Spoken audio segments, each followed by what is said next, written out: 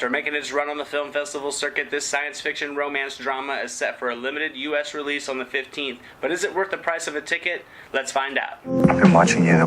The way you look at the world, the way you experience things, it's different. This has to stop. If it continues, I'll be forced to report you.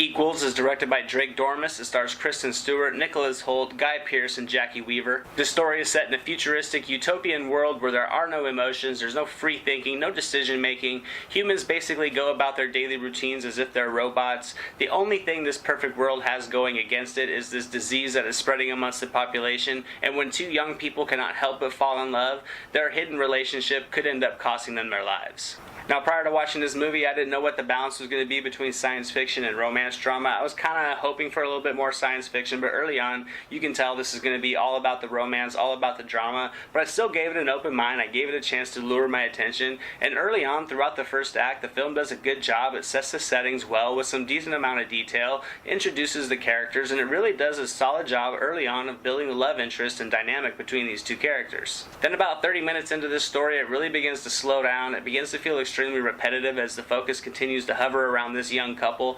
Now, I can appreciate a captivating love story. I mean, I'm a romantic guy, but this one just loses its impact as the focus just swirls around these characters without much progress through a bulk of the runtime. And admittedly, the setting of the story was more intriguing to me than the plot that the film actually revolved around, and it really felt like doses of information about this setting and about the world that these characters lived in was only given in little need-to-know information bases so that they can create these hurdles between the love interests so that they wouldn't be able to get together. It felt a little forced at time, in my opinion. And soon the movie just felt boring, it felt dull, and if it hadn't been for the performances of Stewart and Hoult, it wouldn't have held my interest at all. The chemistry between these two characters was extremely strong, and that's what the roles needed. They created strong performances. You can really buy into the love of these characters, and without their performances and what they gave to this movie, this would have been a really boring movie with just a lot of style and not much substance. And the cinematography was pretty good. This was a beautifully shot film at times. The colors, the lighting, everything works great for what they wanted. After a while, though, it just kind of seemed like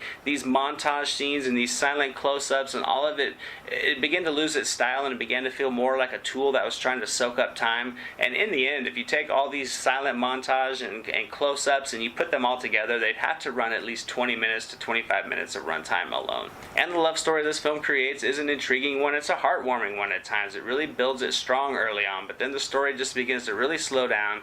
It starts to go in ways that really feel cliche and convenient for me, but if you love a love story, then you're really going to find some interest in this one probably, and you'll probably get more enjoyment out of it than I did. But in the end, it just circled around itself without making progression. It really could have shortened the runtime by about 25 minutes. It killed some of the effectiveness of Hoult and Stewart's performances, and in the end, I'm going to have to give Equals a C.